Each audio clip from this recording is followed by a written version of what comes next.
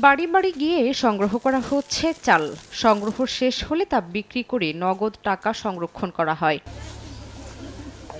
টাঙ্গাইলের মির্জাপুর উপজেলার গবরা ও ডুবাইল গ্রাম এ জনপদের মধ্য দিয়ে 2 কিলোমিটার কাঁচা মেঠো পথ।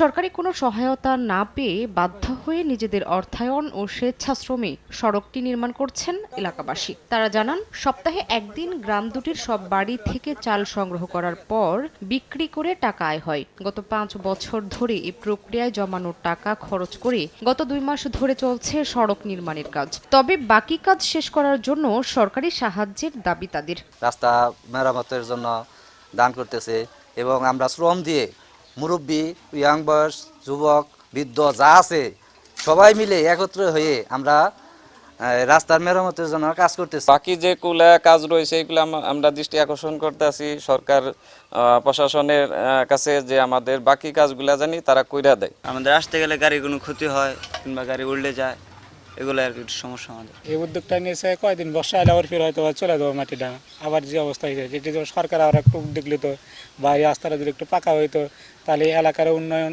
সবার উন্নয়ন। অবশ্য বিষয়টি খোঁজ নিয়ে ব্যবস্থা নেওয়ার আশ্বাস উপজেলা প্রশাসনের।